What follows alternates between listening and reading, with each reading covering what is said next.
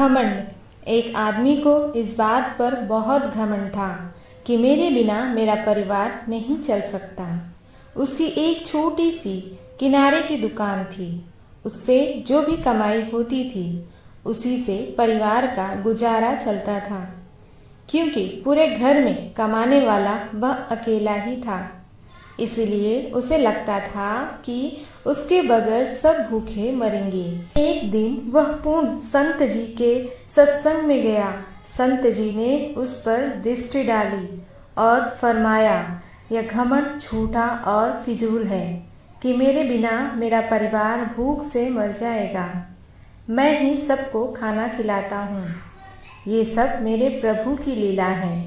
वो तो पत्थरों के नीचे रहने वाले जीवों को भी भोजन पहुंचाता है। उस आदमी के मन में कई सवाल उठने लगे। सत्संग समाप्त होने के बाद उस आदमी ने संत जी से कहा कि मैं दिन भर कमाकर जो पैसे लाता हूँ उसी से मेरे घर का खर्च चलता है। मेरे बिना तो मेरे परिवार के लोग भूखे ही मर जाएंगे। संत जी ने उसे बड़े ही प्यार से समझाया, बेटा, यह तुम्हारे मन का भ्रम है। हर कोई अपने भाग्य का ही खाता है।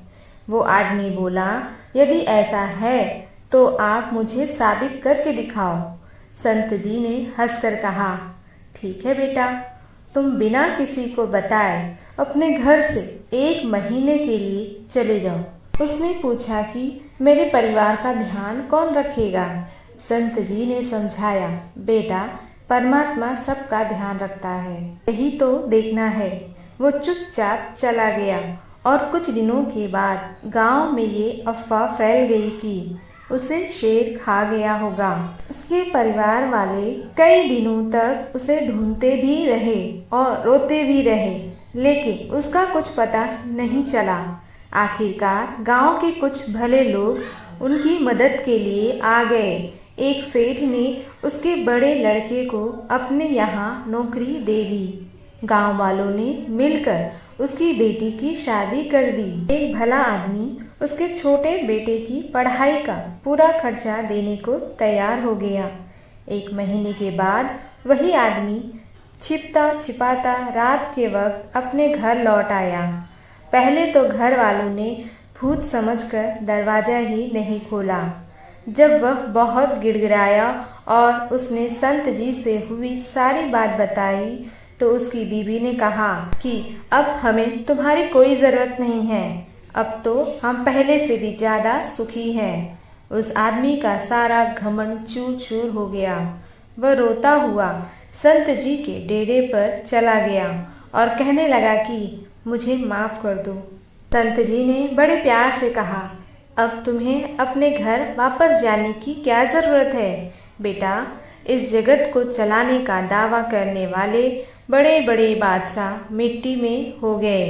दुनिया उनके बिना भी चलती रही है। इसलिए अपने ताकत का, अपने पैसों का, अपने काम काज का, अपने ज्ञान का घमंड फिजूल है।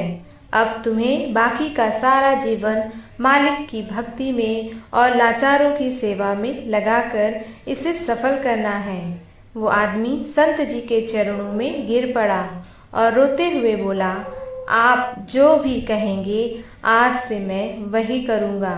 दोस्तों, आपको क्या लगता है, महात्मा संत जी ने आदमी को सही सलाह दी? उसका परिवार भी अब उसका नहीं रहा। दोस्तों, ऐसे जीवन का क्या लाभ जहाँ परिवार परिवार न रहे।